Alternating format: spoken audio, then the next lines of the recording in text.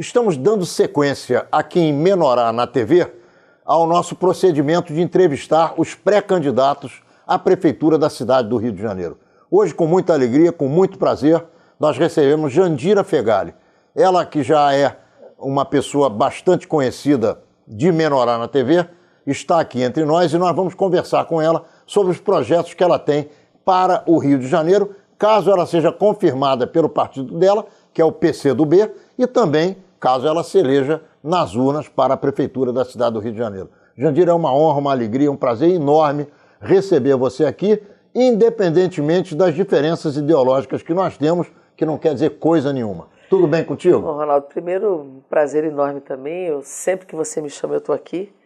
Porque é isso, as diferenças fazem a democracia, né? E é isso que faz com que a gente se enriqueça, aprenda, cresça junto. E é um prazer enorme falar com você e com teus telespectadores, com a comunidade que você alcança. Menorá na TV entrando no ar mais uma vez. Jandira, eu quero te dar uma oportunidade antes da gente começar a falar sobre a Prefeitura do Rio de Janeiro, sobre a sua pré-candidatura e sobre os seus projetos. Há muito pouco tempo atrás, um blog dito ligado ao PCdoB, que eu nem sei se é ou não é, publicou uma história através de um artigo, que eu não me lembro também o nome do sujeito, que dizia que os judeus mandavam no Brasil. E citava, dentre esses judeus que mandam no Brasil, um cidadão chamado Etchegaray, que não é judeu, e um outro chamado Jungmann, que também não é judeu.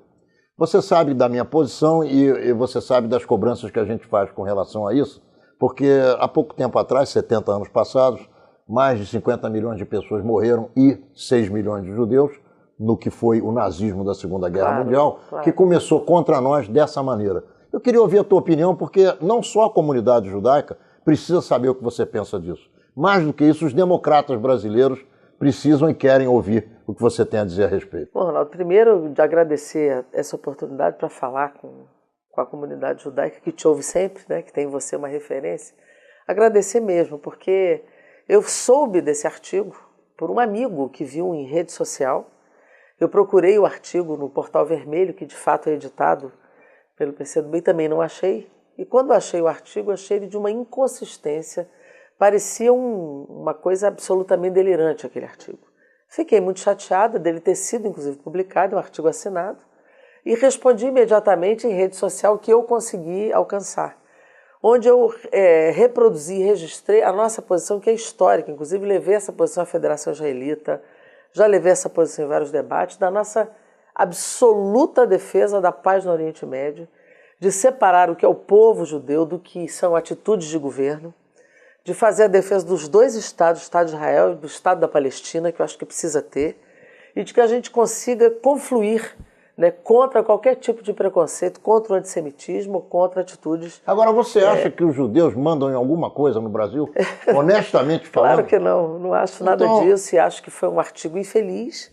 Infeliz a decisão, inclusive, de abrir espaço para que esse artigo acontecesse. Não vejo nenhum sentido naquele artigo. É um tal de uma borracha. Tomás Macedo, que eu nem sei quem é. Vamos passar uma borracha nisso para a gente poder tratar do que interessa. Eu me disponho, a federação já me chamou para um debate, estou indo tranquilo. lá. E o que eu acho ruim também é que, sem me ouvir, também as pessoas publiquem opiniões. Mas isso é assim batendo em mim sem ouvir a minha opinião. Mas a gente te defende, te dá a oportunidade de você. Não, eu te agradeço, mas eu gostaria que a comunidade judaica, diante disso, antes de ter uma opinião, pelo menos me procurasse. Não direi isso que você acha, assim que você pensa, seu partido pensa, porque isso facilita e a gente se harmoniza e fica mais fácil. Sem dúvida nenhuma. Vamos tratar do Rio de Janeiro, que é a coisa mais importante. Que é onde moram, inclusive, ainda bem, muitos judeus e muitos outros de várias outras etnias, filosofias, religiões. Essa cidade é plural. Mandaram e mandam também no PCdoB, como mandam no PMDB, mandam no PFL, que já era, mandam no PSD. Tem muitos, enfim, tem muitos. Coitados dos judeus que só tomam cacete, mas vamos em frente. Eu também acho. Aliás, o nazismo foi derrotado, uma das grandes forças que derrotou o fascismo foi a força russa, né, a União Soviética na época. Jandira, uma pergunta idiota, mas uma resposta inteligente que eu não tenho dúvida nenhuma virá do teu lado. Por que você quer ser pré-candidata em primeiro lugar e depois candidata a prefeita do Rio de Janeiro? É uma pergunta que ela tem cabimento, porque numa dificuldade de complexidade dessa, alguém querer ser gestora de uma cidade como essa. Gestora do caos. Na verdade, eu fui criada aqui, eu sou uma carioca de adoção, eu vim para cá com 5 anos de idade. E cada vez mais vejo essa cidade num grau de fragmentação e de falta de visão de futuro para ela. Mais do que a disputa do voto, né, que as candidaturas farão, é uma disputa de futuro, de perspectiva, do que fazer com as nossas vidas, né? Aqui no Rio incidem forças de fragmentação e forças de integração. E eu queria muito fazer parte desse conjunto das forças de integração, para que a cidade onde vivem meus filhos, os seus netos, a família de todo mundo possa ser melhor. E eu acumulei uma experiência de 30 anos de vida pública e eu acho que eu posso dar essa enorme contribuição, tendo o olhar de mulher sobre esse processo, o olhar de uma médica, né, que foi, vamos dizer assim, treinada para cuidar das pessoas, e ao mesmo tempo uma experiência política que me permite hoje olhar para o Rio de Janeiro de uma outra forma e tentar construir coletivamente uma cidade que a gente tem chamado do bem comum. Esse é o sentido de trazer essa experiência para um outro momento das pessoas que aqui vivem. O Brasil hoje tem problemas gravíssimos. Gravíssimos. Vamos tratar daquilo que mais atrapalha, incomoda, atalha e prejudica a população de qualquer cidade. E o Rio de Janeiro não é diferente, num contorno genérico de qualquer outra grande cidade do mundo. Saúde. O que é que você acha que está errado e o que é que você faria para consertar? Bom, primeiro, Ronaldo, essa é a minha área, né? Pela minha formação. Por isso que eu comecei por aí. Pela minha formação. O Sistema Único de Saúde é um sistema hoje exemplar no mundo. Eu, no Congresso, recebi várias delegações de outros países para explicar o texto que nós criamos na Constituição, que o Brasil construiu. Então, o Sistema Único de Saúde é um sistema que todos têm direito a ele, que o Estado tem a obrigação de prover e manter, e ele vai dar uma encravada ao transplante. Aliás, se você olhar as estatísticas, o país que mais faz transplante no sistema público é o Brasil, por incrível que pareça. Então, é um sistema que, apesar de todas as limitações de implantação, ele é um sistema que salva muitas vidas. A gente, em geral, olha para ele pelos defeitos, pelos limites, mas a gente nunca olha pela solução que ele dá à população brasileira. De qualquer maneira, acho que o que falta é prioridade. Prioridade de financiamento, de colocar recurso, prioridade na gestão. Saúde não é para ter gestão patrimonialista, saúde é um lugar para ter gestão técnica, né, com valores absolutamente claros da obrigação legal e constitucional que os gestores têm. E nós temos que entender que o mercado não pode mandar na saúde. Quem manda na saúde é o setor público, porque as pessoas precisam de saúde pública. Então hoje, infelizmente, você ainda tem em vários estados brasileiros o mercado comandando a saúde, ao invés da saúde pública comandar. Então, não funcionário público facilita para as clínicas privadas conveniadas, para os planos de saúde, né? E tem muita gente financiada por plano de saúde que faz a política que melhor serve ao plano e não ao setor público. Então, falta dinheiro, mas também falta gestão. Gestão séria, transparente, que não desvie recurso, que não roube. Cada centavo roubado na saúde é uma vida que você pode perder na ponta do sistema. Então é inconcebível que mulheres vão dar a luz, vão dar a vida e percam a sua numa má assistência ao parto, por exemplo.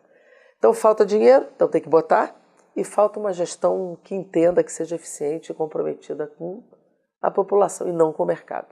Jandira, eu tenho conversado com vários pré-candidatos e vou conversar com todos. E algumas questões eu coloco para todos vocês. Certo. Vou colocar uma dessas aqui agora. A 5 minutos de onde nós estamos, nós subimos o Pavão. Certo. A meia hora nós subimos a Rocinha. A 15 minutos nós subimos a Babilônia, o Chapéu Mangueira. A mais algum tempo... Dona Marta. Dona Marta, aqui em Botafogo. Nós estamos no centro de Copacabana. Como é que se pode falar em saúde, que é a tua área, sem saneamento básico? E como é que alguém tem coragem de governar tantos por tanto tempo sem se preocupar profundamente com a questão do saneamento básico no Rio de Janeiro? Me conta. Eu te dou um exemplo pior, Ronaldo. Você sabe qual é o campeão nacional de tuberculose? Não vem me dizer que é o Rio de Janeiro, né? Rocinha. Deus me livre. Dentro do Rio de Janeiro. Ou seja, isso mostra que saúde não é um problema apenas de hospital. É um problema de prevenção, ou seja, de promoção da saúde, como a gente chama. Então, as más condições de habitação, seja ela o problema ambiental, as casas, né, o ambiente que você vive, a falta de higiene ou de saneamento, tudo isso é saúde. Saúde é um tema transversal nas políticas. Então, não é só a Secretaria de Saúde que é responsável por resolver. Tem a Secretaria de Meio Ambiente, Secretaria de Infraestrutura, Secretaria de Cultura, porque a cultura ela envolve um ensinar as pessoas a viver de uma certa maneira. Um comportamento. Então, se nós temos hoje o campeão nacional de tuberculose na Rocinha, em pleno São Conrado, no Rio de Janeiro, você imagine o que é na área mais periférica dessa cidade, né? No sentido da área mais popular. Então, o que falta de fato é uma intervenção holística, ampla do campo da saúde. Não é possível que um governante não consiga enxergar isso e permita que a tuberculose, que tem diagnóstico fácil e tratamento muito barato, ainda seja campeã dentro de São Conrado, dentro da Rocinha. Isso significa uma falta de visão, é o que eu digo, falta de prioridade nesse campo, e você intervir naquilo que é a promoção. Nós não podemos ter o sistema da doença, temos que ter o sistema da saúde. E a promoção da saúde é fundamental para que as pessoas consigam nem chegar no hospital. Ela pode ser atendida no posto, ali naquele posto, no programa de saúde da família, e curar sua tuberculose, desde que ela tenha condições em casa de higiene e condições boas, e não passar para a família, para o filho, para o vizinho, porque aí é uma endemia que nunca acaba. Ô Jandira, nenhum brasileiro, ou carioca, ou paulista, ou mineiro, que conhece o mínimo de história do Brasil, pode se fazer de desentendido e desconhecer que o Brasil é um país escravagista, porque os efeitos da escravidão continuam absolutamente como estiveram há quase 200 anos atrás. Imaginar terminar com a violência urbana no Brasil inteiro, sem oferecer possibilidades aos afrodescendentes de resolverem a sua situação por falta de compreensão dessas elites que nós temos aqui, é praticamente impossível. Como é que você vê essa questão? Primeiro, você levanta a questão do... Nós estamos no século XXI, né? E você levanta coisas de dois séculos para trás. Quer dizer, mesmo na saúde que você perguntou, você convive hoje com doenças do século XIX, tuberculose, hanseníase, uma série de doenças que já podiam estar eliminadas no Brasil, e ao mesmo tempo com a doença cardiovascular, e a violência urbana no sentido do trânsito. O trânsito hoje mata mais que uma guerra do Vietnã por ano no Brasil, né? Então, quando a gente fala de violência urbana, de fato, você está tratando... Existe uma violência que não está... Os negros são as maiores vítimas da violência, não são os autores, são as maiores vítimas, né? Eles são... Os jovens negros hoje é um verdadeiro genocídio, viu, Ronaldo? Porque eles são... Sabe qual é o índice de morte no Brasil hoje de jovens negros da pobreza brasileira? 10 por dia. 10 por dia. Não é brincadeira o que eu estou dizendo. E muitos deles mortos ou pelo tráfico ou pela polícia. Então, uma das causas da violência urbana é uma polícia despreparada, que mata na bala à toa, que mata alguém que vai passando que não tem crime, que agride só porque é negro, né? Mas você levantou um aspecto que cabe muito à prefeitura, que é exatamente, de novo, a prevenção. A prefeitura só tem a guarda municipal, e ainda bem que no Rio de Janeiro desarmada, né?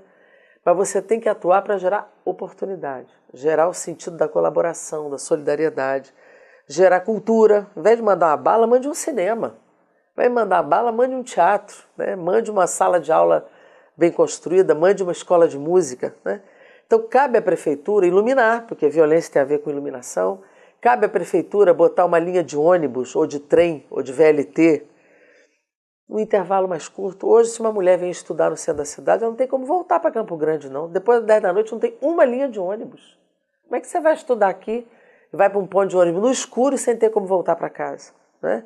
Para além da atividade de arte, uma integração, uma adesão desse jovem à escola, que hoje as escolas não geram adesão, porque são escolas que não vivem contextualizadamente a realidade dessa juventude, dessas crianças, né?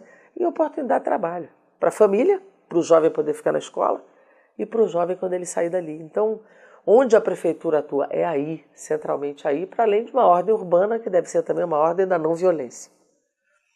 Estamos encerrando o primeiro bloco de Menorá na TV com a pré-candidata à prefeitura da cidade do Rio de Janeiro, Jandira Fegali, pelo Partido Comunista do Brasil.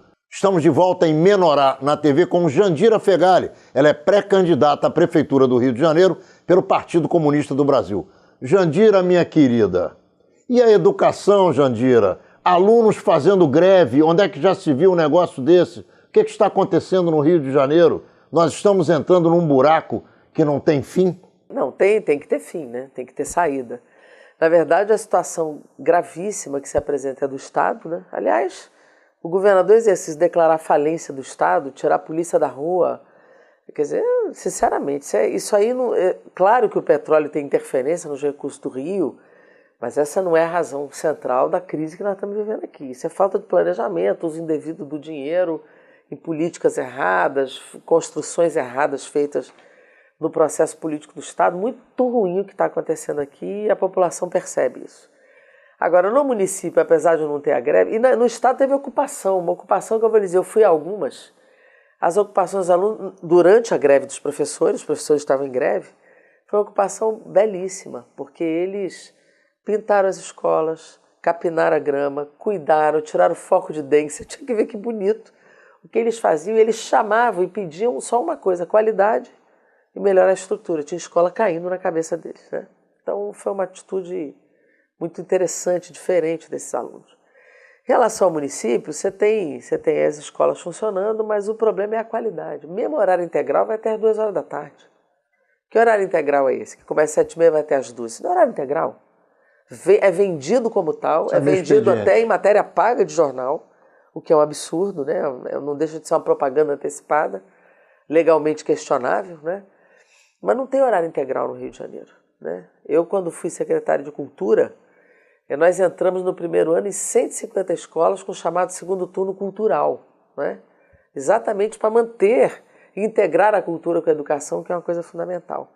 Mas eu quero aqui fazer remissão ao período do CIEP, que é um período, na minha opinião, que ele tem que ser trazido de volta no momento contemporâneo nosso, num formato contemporâneo.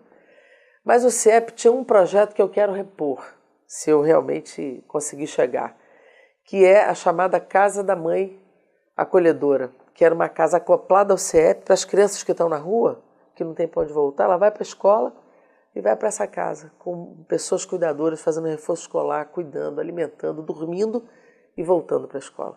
Esse é um projeto que acabou. Não tem mais aquela cultura dentro das escolas que tinha na época em todas elas, não tem horário integral de verdade e tem uma qualidade de ensino, para você ter uma noção, não tem, no estado do Rio de Janeiro, nenhuma cidade tem entre as primeiras 500 do IDEB, nem do Rio de Janeiro. Então tem um problema de qualidade, tem um problema de compreensão do que é a escola e a sua integração com a cultura e com a possibilidade de você reter a criança, inclusive as que estão na rua, ao invés de ficarem na rua no crack ou voltando para uma casa que as espanca, né? Trabalhar isso e incorporando os que têm família a um processo de retorno que a própria escola pode ajudar. Ô Jandira, existe uma questão filosófica que eu queria muito ouvir a tua opinião. Não adianta nós culparmos a polícia, nós culparmos o governo, nós culparmos a prefeitura, nós culparmos os vários setores que efetivamente tomam decisões, sem a gente compreender que tudo isso sai de dentro da nossa sociedade. Nós temos hoje uma gama de violências, de formas diferentes de violência urbana, em todos os níveis, que está efetivamente colocando em pânico a cidadania. Como é que você encontra a solução para uma história dessa natureza sentada na cadeira de prefeito do Rio de Janeiro? A primeira coisa do pânico da cidade tem muito a ver com a grande mídia também, né, Ronaldo? Porque não tem um jornal que você ligue, e eu comento isso no Brasil inteiro quando vou para os debates. Eu não conheço nenhum estado do Brasil que, quando você liga a TV, só fale de crime e violência. Parece que nós não temos nada de bom, a sociedade não cria, não tem seus coletivos de cultura, a sociedade não trabalha, a sociedade não ensina, não educa, não convive nas ruas. Pô, o Rio de Janeiro é a cidade da rua, carioca gosta da rua. Né? Se chega sexta-feira, 5 horas da tarde, é uma multidão na rua, conversando, integrada. Quer dizer, então esse clima de pânico que se passa também tem muito a ver com como o sentimento da cidade é passado pela grande mídia, que ainda chega a 98% dos lares brasileiros, né? Agora, existe problema de segurança? Claro, né? E que as UPPs não resolveram. As UPPs acabaram sendo um desastre no seu resultado final. Né? Como concepção inicial de ocupação de território, ela iniciou, mas terminou mal porque essa força policial, além de não se impor pelo respeito, ela acabou se degenerando no processo interno das comunidades. Então acabou sendo um desastre e agressiva para a juventude também das favelas. Tapa na cara, as meninas, então um processo que não deu certo. Né? Então isso tudo vai gerando também um sentimento de que a autoridade policial é apenas uma autoridade de repressão despreparada. Não há uma polícia investigativa adequada, não há uma integração dos sistemas Estado Federal e a atuação do município. Não é só na guarda municipal, mas no que ela pode fazer no campo da prevenção. Então, eu acho que o mínimo que a prefeitura precisa fazer, primeiro, ela tem que ter um raciocínio metropolitano. Tem que cuidar da cidade, mas tem que pensar a metrópole, tem que se articular com os prefeitos da metrópole para trabalhar uma estrutura de indução ao trabalho, de oportunidade, de segurança na região metropolitana. Mais de 40% da região metropolitana trabalha no Rio, vê o hospital no Rio, pega ônibus para o Rio. Então você não pode ter um prefeito que não pense a metrópole, né? Segundo, provocar, ajudar a promover oportunidade. Terceiro, ajudar a integrar as forças policiais no sentido do preparo. Tem que ter a polícia repressiva sim, ostensiva, mas temos que trabalhar mais com inteligência também.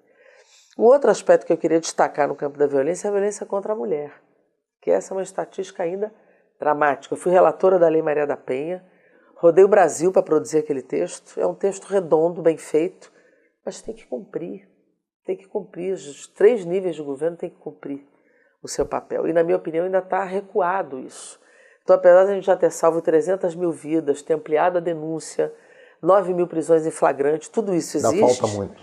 Nossa, ainda falta muito. Principalmente pensando no Brasil, né? E mesmo no Rio. O Rio ainda tem muitas áreas descobertas dessa proteção e dessa informação. E olhando pela ótica de mulher, eu acho isso gravíssimo, porque em geral é feita por relações de afeto, né? Entre pessoas que já tiveram relação de afeto, envolve os filhos. Isso é evasão escolar ou a reprodução da atitude violenta. Então nós temos que cuidar muito seriamente da violência contra a mulher. Jandir, além da questão da forma pela qual você coloca o aluno na escola, eu quero saber qual é a tua opinião sobre a melhoria da qualidade do ensino, treinamento de professores, a própria estrutura escolar, física. Qual é o teu pensamento a respeito disso? Você tocou numa coisa que eu acho fundamental na educação, é o mestre, é o professor, né? Que não pode ser um professor do ensino pacífico, né? Aquele que fala e o outro ouve, está tudo resolvido. Eu acho que a grande maioria dos professores se dedica. Claro que em toda profissão tem os que não gostam do que fazem. Na medicina é assim, na engenharia é assim, em todo canto é assim. No entanto, eu acho que valorizar o professor é fundamental, salarialmente, do ponto de vista da remuneração, e dar possibilidade a ele da sua requalificação permanente. Ele precisa disso. Você tem um plano de carga e salário que ninguém ouve o professor para fazer, tem que ouvir. Né? Como é que você cresce na carreira, como é que você atinge suas especializações e, acima de tudo, fazer uma escola democrática que envolva a comunidade. Me lembro, no período do Brizola, a mesma experiência do bairro Escola em Nova Iguaçu, a escola era o centro do bairro, o centro de atividade, onde reúne a comunidade, onde reúne os pais. A escola é um espaço irradiador. E acho que deve ser um espaço de montar o chamado conselho do bairro para conversar com a prefeitura também. Você tem que ouvir permanentemente. Onde é que está furando, qual é o currículo, que atividades, como é que se relaciona, como é que o pai participa, como é que a mãe participa, a tia, a avó, a madrinha. Então eu acho que a escola deve ser o centro irradiador daquilo que deve ser uma política para o conjunto da comunidade. Eu acho que política pública tem que ser territorializada. Você tem que integrar todas elas naquele território, naquela realidade, naquela especificidade do lugar. Madureira é diferente de Copacabana. Então, a escola ela tem que ter características diferentes. Além disso, eu acho que o sentimento de uma gestão democrática é o sentimento de uma cidade educadora. É uma cidade que pensa a educação o tempo todo. No conhecimento, na informação. Então, o acesso à informação, a escola acessível, a pessoa com deficiência tem que ter vaga na escola.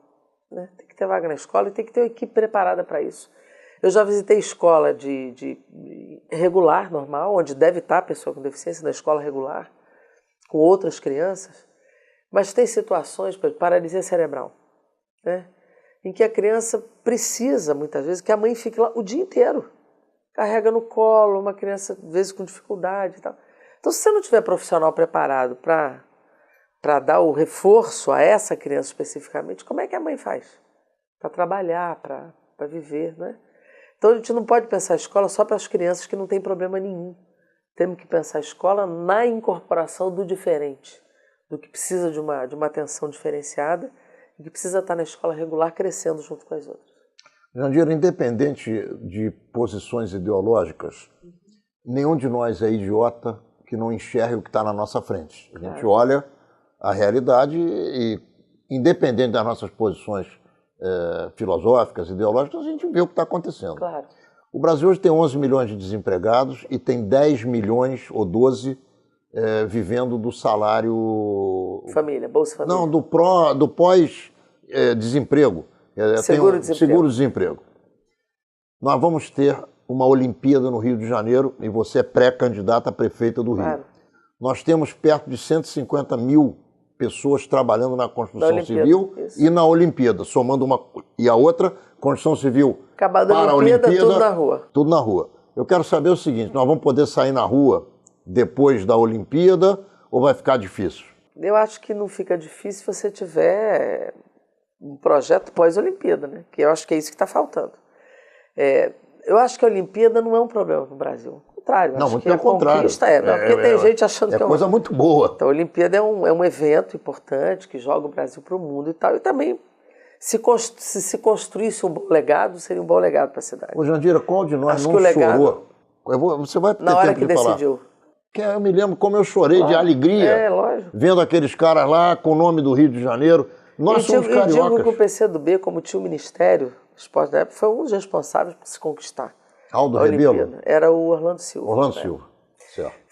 Nós fomos também responsáveis pela conquista desse evento, que o mundo inteiro quer, né? Você vê que agora a prefeita de Paris, aliás, as mulheres, prefeita de Paris, de Roma, de Madrid, de Barcelona, Valença, vai que vai, né? A mulherada tá... O vento tá bom pro teu lado. Tá bom pro meu lado. Então, tá todo mundo disputa, porque é um evento que traz recursos, que traz dinheiro, que dá visibilidade, que mostra a cultura do Brasil. E o Eduardo Paes foi competente, está sendo competente então, nisso. No conjunto das obras, né, nós temos problemas. Você vê a ciclovia, você vê rachaduras, um monte de coisa, mas... Assim, não é um problema de prazo, é um problema da qualidade. Mas é uma discussão que eu não vou entrar aqui para não parecer algo oportunista. Não é uma agressão, não quero agredir ninguém. O que eu acho é que o legado para a cidade ficou limitado. Né? Você veja, grande parte do recurso veio do governo federal, né? Tem uma parte de dinheiro da prefeitura e uma parte de recurso privado. O meu temor, e essa parece que é a perspectiva, é de que o legado que fica para a cidade, ele existe, é óbvio. Você tem ali um VLT, você tem melhorias no porto, você tem... Mas eu acho que o legado ficou muito apropriado pelo próprio mercado, que eu não sei se os moradores da cidade vão conseguir se apropriar. Explica melhor isso. Não, por exemplo, o porto, né? O que se construiu ali certamente não será uma habitação que o povo vai ocupar. Né? Será uma ocupação mais ou de elite, ou de mercado, ou uma ocupação comercial. Então, eu acho que o legado para a cidade ele ficou muito limitado e muito concentrado, que podia estar em regiões mais pobres da cidade, mais populares da cidade. O que ficou para a Zona Oeste?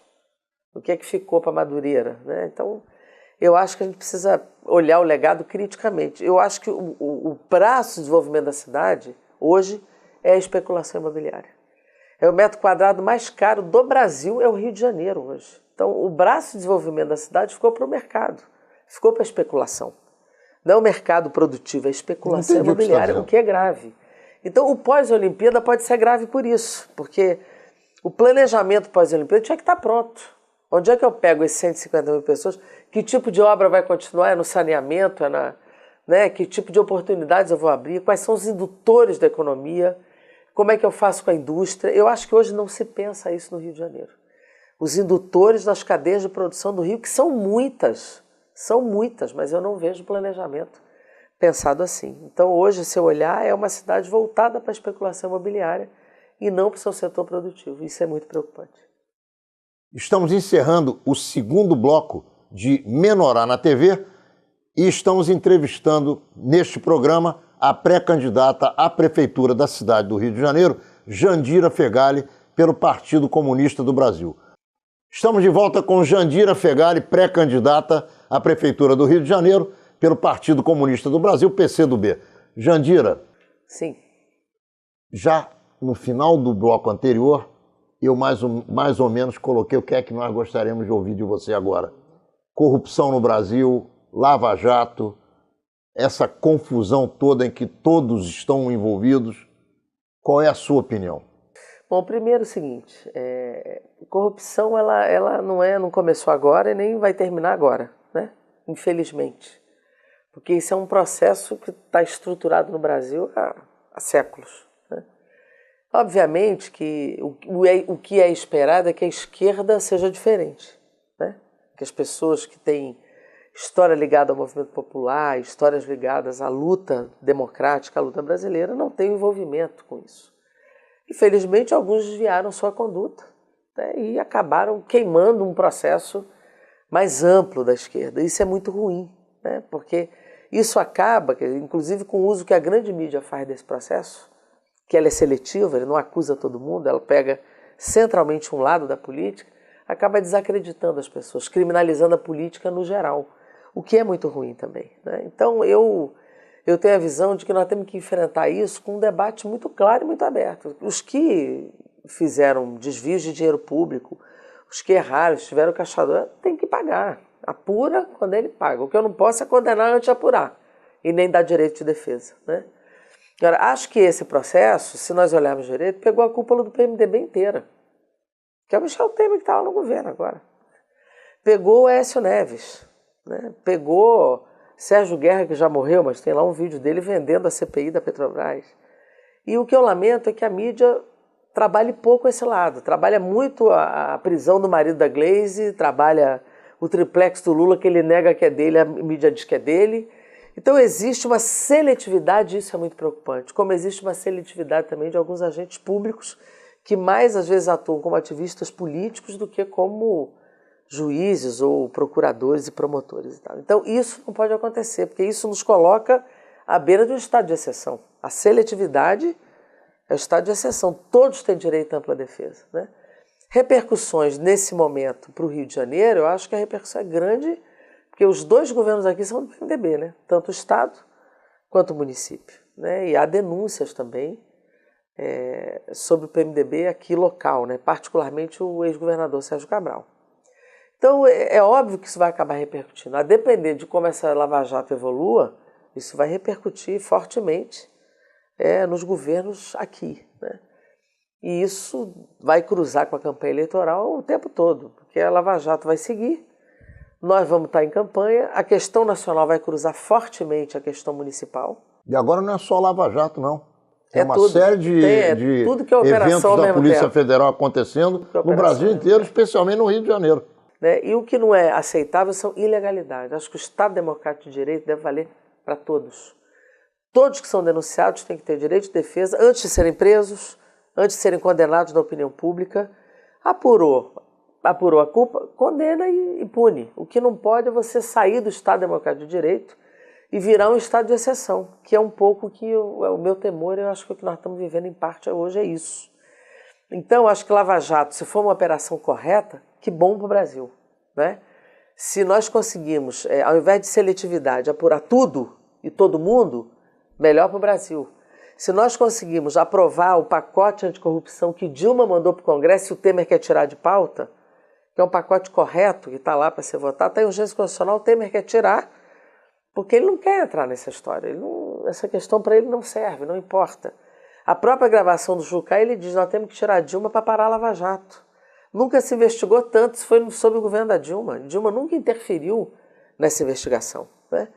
Então há que se dar o valor à atitude que o governo teve em relação à apuração da corrupção nesse momento político da história do Brasil. Né? Então, se dá um golpe, que é um golpe, na minha opinião, porque não há crime de responsabilidade, a perícia do Senado demonstrou isso. Se você tira uma presidente eleita para parar uma operação Lava Jato ou fazer a agenda que foi derrotada nas urnas, o PSDB e o DEM perderam nas urnas e pegaram carona do governo Michel Temer. Hoje o governo não é o eleito. O governo eleito era o outro. Né?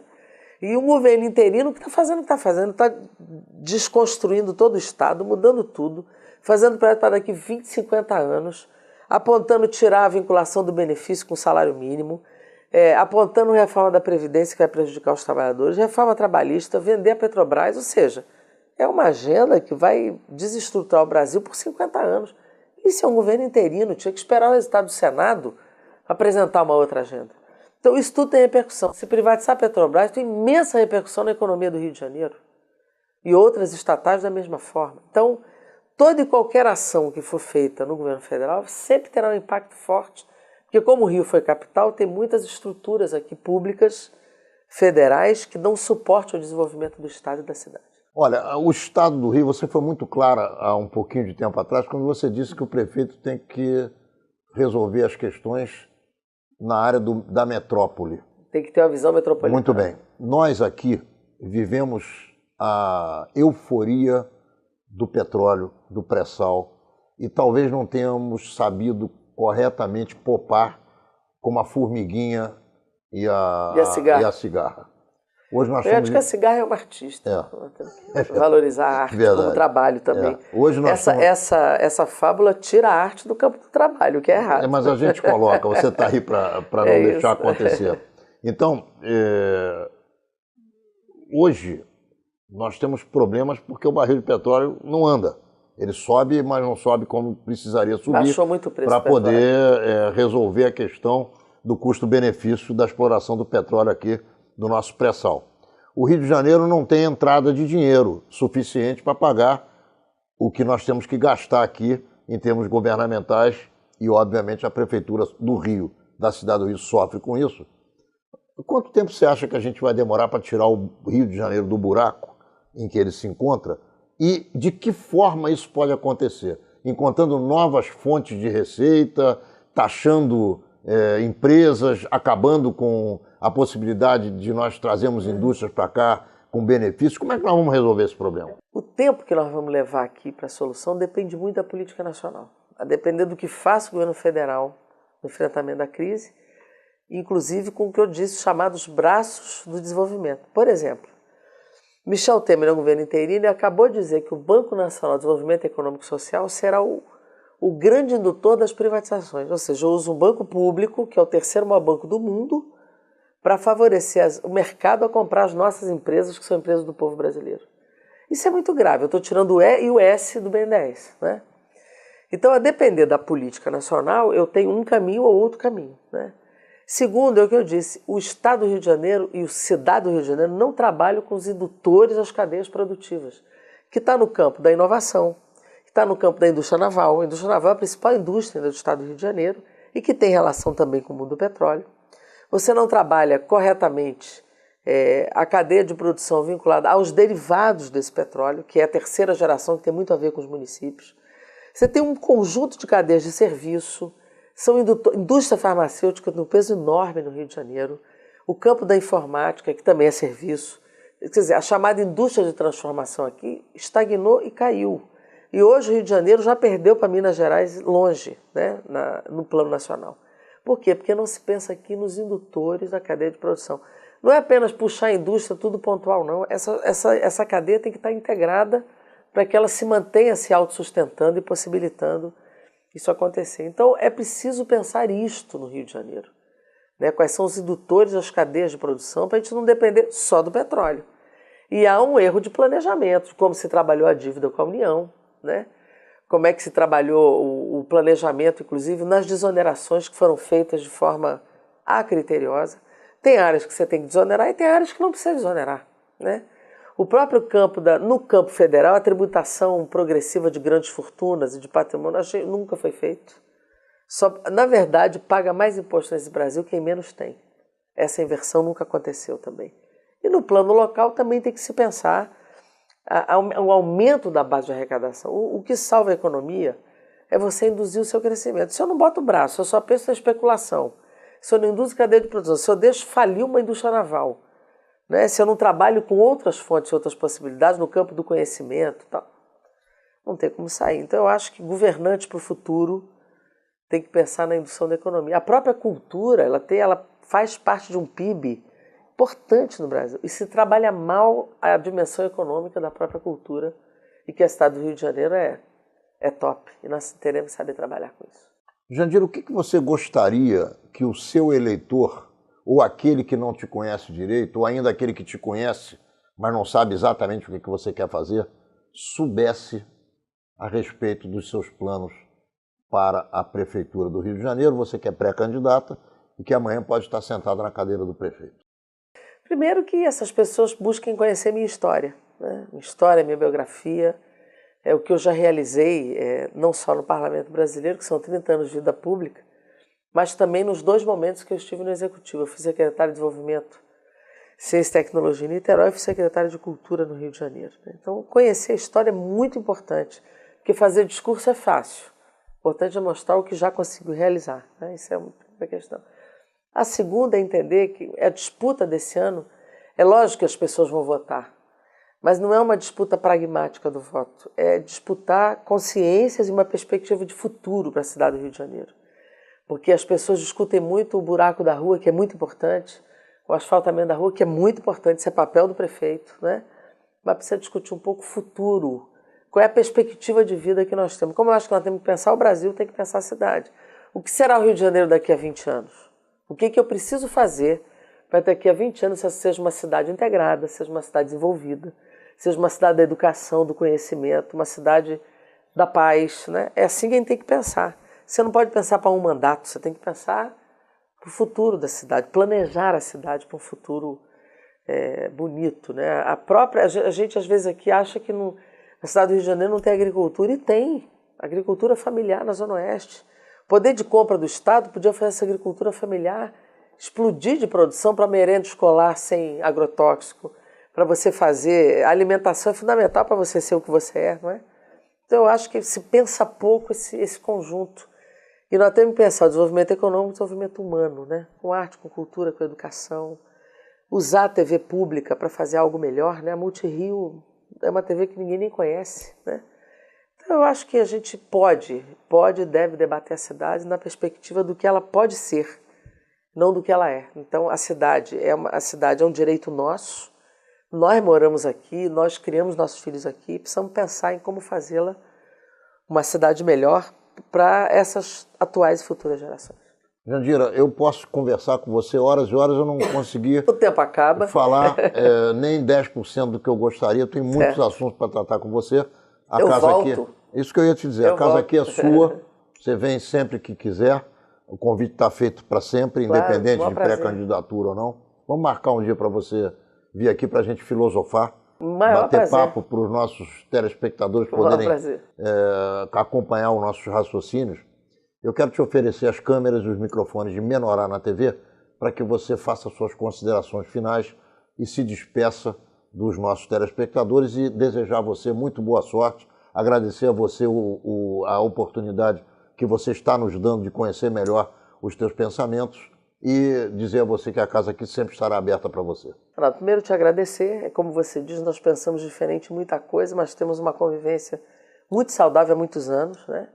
E agradecer a você que está nos ouvindo aqui e dizer primeiro o seguinte: pense sempre em Jandira como uma pessoa da paz, uma pessoa que não quer os conflitos que não levem a nenhum benefício. Os conflitos que eu crio são conflitos das ideias, né? Eu debato, eu enfrento, eu confronto ideias e sempre busco a partir daí ter algo de concreto benefício para a sociedade, para o povo brasileiro e particularmente para a cidade do Rio de Janeiro. Então, no campo da diversidade, eu sou uma pessoa que respeito profundamente todas as religiões, todos os povos. Acho que as pessoas têm que viver em paz, cada um com sua filosofia, com seu jeito de pensar. E é dessa forma que a gente pode se respeitar e construir a democracia na nossa cidade e no Brasil. Então, a mensagem final que eu deixo é uma mensagem de paz, de respeitar o diferente, respeitar e valorizar a pluralidade, a diversidade do povo que somos e que somos. Eu sou filha de libanês, o outro é judeu, o outro é sírio, o outro é espanhol, português. Todos temos que conviver em paz e respeitando as nossas filosofias, nossas religiões e a nossa forma de viver. Um grande abraço para todo mundo.